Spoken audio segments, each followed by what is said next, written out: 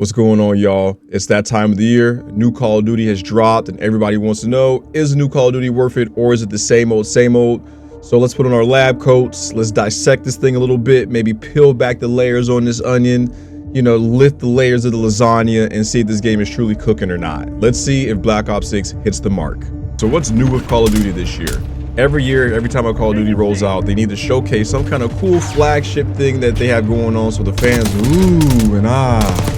And the investors really get on board and say, shut up and take my money. This time around, the leading thing for the game is Omni movement. Omni short for omnidirectional, which is where you can sprint left, you can sprint right, you can go backwards, forward, diagonal, and when you're sprinting, you can hit the dive. It's supposed to add some kind of new layer of mobility to the game to make it really interesting. And I'm not gonna lie, the clips and the memes for it have been pretty funny. But I mean, it's not really supposed to be a meme, it's supposed to be something cool in the game. But we'll talk more about that in a little bit. The second thing they added was like this, I call it the meat shield, the decoy, the hostage, where you're running around and someone comes up behind you and just, and they choke you up and you're meat shield. But what makes it really interesting is that you can hear them and they can hear you, so you can talk trash to each other for a few seconds until ultimately the attacker takes care of you. And honestly, the memes for this have also been really good, maybe a little played out because it's a lot of the same thing, but still when it initially dropped it was funny. All the Diddy stuff going on, and I won't get into too much detail on that, but you could imagine what happens when someone grabs you from behind and what kind of crazy stuff they might say to you in the Call of Duty lobby. They added that feature. And last but not least, zombies was a big focus too. I have not played a lot of zombies, so I won't really speak too much on it, but I hear that it has more of a Black Ops 2, which is like the golden age of zombies for a lot of players. I have not been playing zombies myself just because I don't have time, but we'll touch on that again later as well. So let's circle back to Omni movement. Now for me, this feels kind of gimmicky because they took the ability to dive and they make it to where you can dive in all directions because you can sprint in all directions.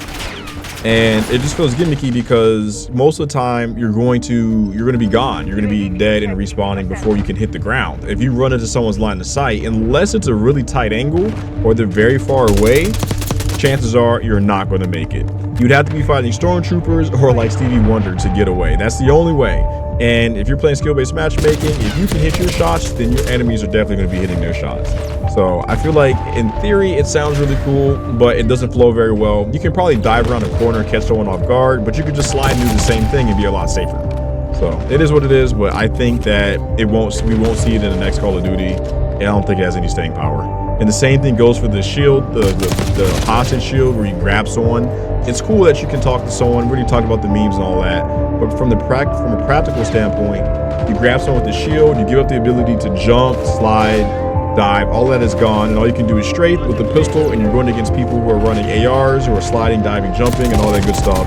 You're never going to win that. It's kind of like you're signing a death wish for yourself when you do that.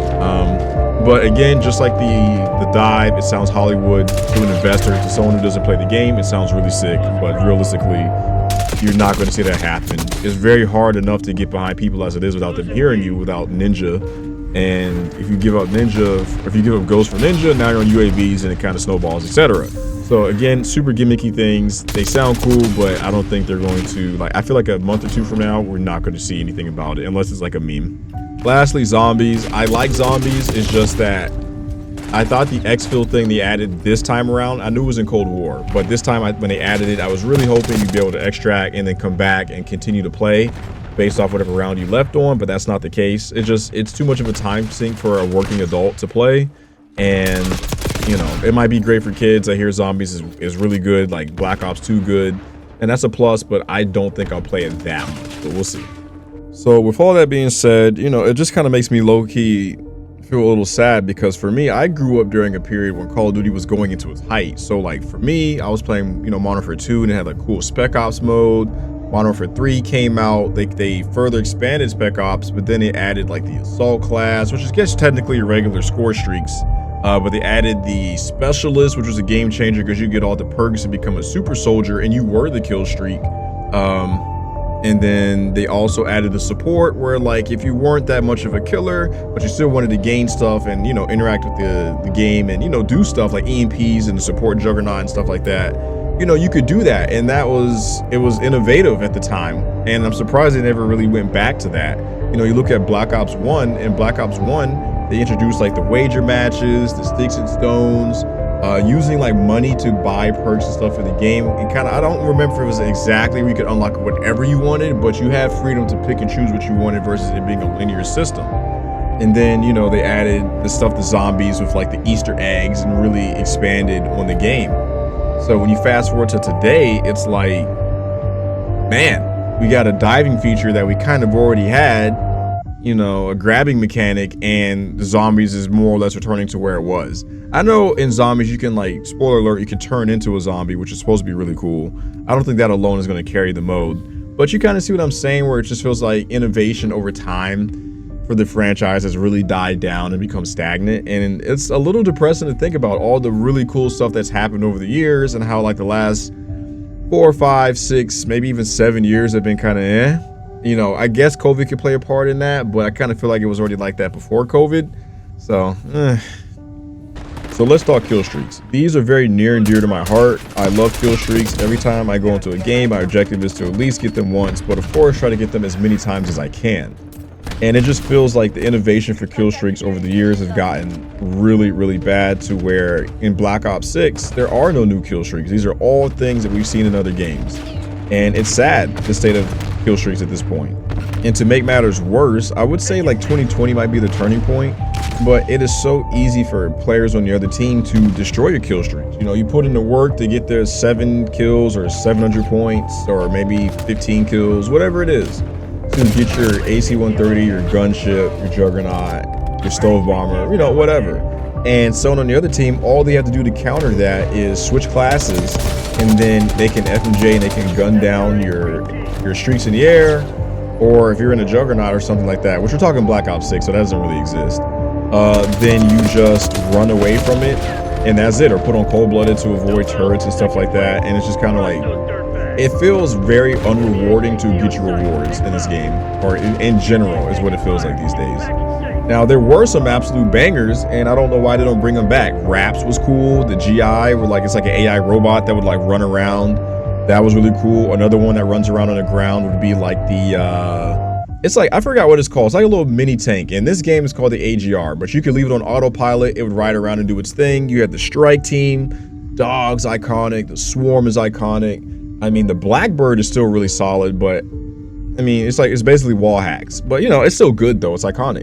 And it's just like, man, it's rough to see the state that streaks are in. I mean, they're good, but I think what hurts them the most is skill-based matchmaking, because for me, or this should be for everybody, when you're playing, you're going against what feels like the best players. You're basically going against like 6 other versions of you, and it's like, can you streak up against yourself, you know? And then it's hard to get the streaks, then you get them, and then the enemy team can just take a shit on them, and it doesn't even feel worth getting. So it's like, it's tough right now. I love streaks. It's my favorite thing about Call of Duty, but it's just, man, you know, it sucks trying to get them, and it sucks when you use them. Like, I can't even, like, the fact, and I know this is a Modern Warfare thing and not Black Ops, but like the Juggernaut, you know, 15 kills, you got to throw down a care package to get it. Like, that's never made sense to me. Like, it's the highest thing in the game, but it can be stolen from you. You know, I feel like kill streaks need a big rework. They need to be more powerful. But I mean, even then, you still have to work to get it, which is a whole separate issue, but at least it would be way more worth it at that point. But yeah, they've been very stagnant. The innovation is definitely falling off. It's rough, man. I feel like they really missed the mark of kill streaks, especially on this game, but overall, it's been rough. Moving on to the perks, this is a tricky thing because they had perks on weapons back in 2020, which was innovative. Last year, they had like equipment, well, the perks were essentially equipment pieces, and there was like synergy between some of the equipment, not all of them. They all kind of had like different roles and stuff. It was you have to go back and check it out. I don't have time to explain it now, but it was innovative is what I'm saying. And then here we are again, and they're experimenting again with perks by doing it to where you put on like 3 blue, green, or red. And then depending on what color you chose, there's like a 4th special perk that unlocks. And I kind of like it. I mean, you can still go your own custom route if you want to, or you can kind of like go into like a build, kind of, when it comes to your perks. Now, they don't really have synergy between the 3 perks, which I kind of wish they did, because then it'd feel even more like a class. It's kind of more so like you're just limiting yourself between a select pool of perks to get this 4th bonus perk. So it's like, I like that they're experimenting. I hope they continue to experiment and find a way to make perks really good. I kind of wish you could just pick whatever perk you want and just slap it on, and then you could actually make builds. But this is a step in a direction. I'm curious to see where it goes. And, you know, it's not perfect, but I feel like they hit their target. You know, they hit the mark where they're trying something new, and I've tried it and it's not bad, you know. I don't know if I'll always use it, but it's not bad. So let's talk about the maps. Arguably one of the most important things in the game, other than like the gunplay, right? And Subsonic's my favorite. It feels fairly close to like a 3-lane. It's a little weird when it comes to it, but it's not that weird. And then maybe Babylon. It's kind of like a mini nuke town, kind of chaotic. I like it. But the rest of the maps outside of those two all have buildings, so like they block, so the rooftops block streaks, and then there's always like clutter everywhere. I mean, it gives you cover, I guess, to try to get away from somebody, but it's just, if you're pushing and you're looking for players actively, there's a lot of spots you have to check as you move into a new area, new zone, whatever you want to call it. And if someone's there, chances are they're going to see you before you see them, because they're posted up and they're watching the entry point, whereas you're coming in and you're looking at all the camping spots to see if somebody's there. And it's just, it makes it hard to run and gun. It encourages you to kind of pick a spot, post up, get some picks, and keep moving, or just stay there. You know, some people camp. And it's like, they don't really flow at all. And it's hard for me to have any of them really grow on me. All right, y'all, so we're at the big question. Is Call of Duty Black Ops 6 worth $70? Does it hit the mark? And I think the answer is no, but it's a little bit complicated than that. The reason why is that I have mixed feelings about the maps. The maps aren't horrible, but when you start introducing people who know how to head glitch and slide around corners and all the flanking routes, then the maps start to get not as good, because players really know how to manipulate or, you know, use them to their advantage. I think if it was a casual experience and people were just running at each other on all the maps, it'd be a lot better. Same thing with the camo grind. The camo grind is fun, but when you start getting down to weapons that aren't as good as the main weapons and you're trying to camo grind, all of a sudden you get super frustrated because you're getting smoked and you're committing to a pistol, and then all of a sudden you want to quit the camo grind. Now, if you can catch it for $30, it might be worth a try, or Game Pass. And if you have friends to kind of help break up the skill-based matchmaking, then I think you'll have a really good time. It's just, if you're playing by yourself, I think it's like a hard no. You'll hate the game. But if you have friends to play with, then it may give you guys some kind of entertainment. But overall, it gives you everything a Call of Duty game wants, but skill-based matchmaking overshadows everything. But that's the end of the video. So if you made it this far, hit the like button for your boy. Make sure you comment what you think of Call of Duty, what's your favorite things about Call of Duty. Sub so you can get more gaming content, reviews, Call of Duty, or just whatever. It could be a lot of stuff. But make sure you hit the sub button for your boy. Y'all stay safe, and peace.